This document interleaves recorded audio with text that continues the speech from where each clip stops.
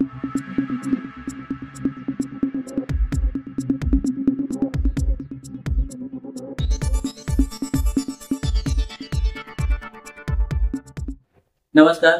M share बाजार या YouTube चॅनलवर आपलं स्वागत आहे. पाहूया शेअर मार्केटमधील काही ठळक घडामोडी.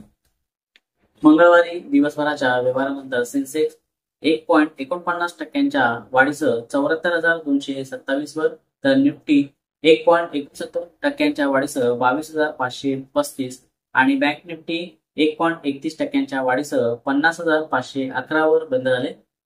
वोडाफोन आयडियाने भारत सरकारला 3,695 कोटी इक्विटी शेअर्स वाटप केले असून त्याची एकूण किंमत 36,950 कोटी इतके. या निर्णयामुळे कंपनीतील सरकारचा हिस्सा 22.6% 48.99% वाढलाय.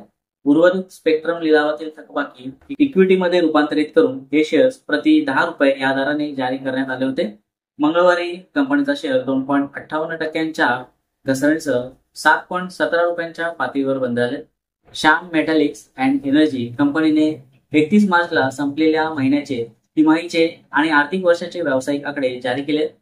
कंपनीनुसार चालू तिमाहीत अॅल्युमिनियम फॉइलचा व्हॉल्यूम 3% वाढला असून प्रत्येक युनिट मागे मिळणाऱ्या उत्पन्नात 1% वाढ झाली, तर स्टेनलेस स्टीलच्या व्हॉल्यूममध्ये 18% वाढ झाली असून प्राप्ती म्हणजे रिअलायझेशन स्थिर राहिली आहे. मंगळवारी श्याम मेटॅलिक्सचा शेअर 3.30% वाढीसह 839 रुपयांच्या पातळीवर बंद झालाय. सिंजीन इंटरनॅशनल लिमिटेड कंपनीने माहिती दिली की कंपनीच्या संचालक मंडळाची बैठक 23 एप्रिल 2025 रोजी होणार आहे. या बैठकीत कंपनी आपले आर्थिक निकाल जाहीर करू शकते. तसेच मागील आर्थिक वर्षासाठी अंतिम लाभांशावर म्हणजेच फायनल डिव्हिडंडवर विचार केला जाऊ शकतो.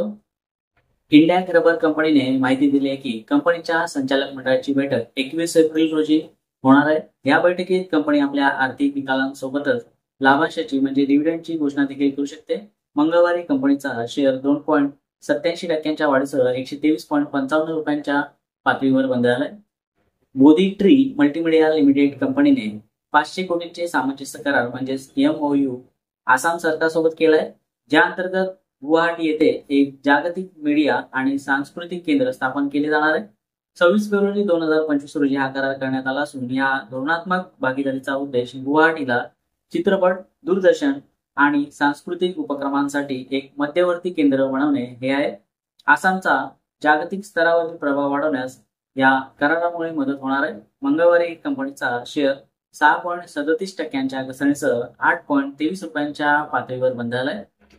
Garden reach shipbuilders and engineers limited कंपनीने swan defence and heavy industries limited सोबत 7 एप्रिल 2025 रोजी सामंजस्य करार म्हणजेच MOU साईन केलाय.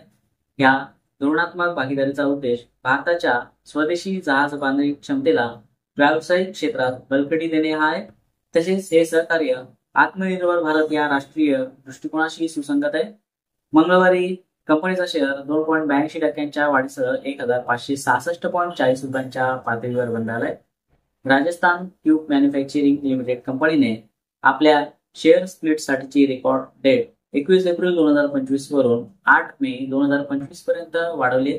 या निर्णयामुळे ज्या भागधारकांकडे 8 मे 2025 रोजी शेअर्स असतील ते या शेअर स्प्लिटसाठी पात्र ठरतील.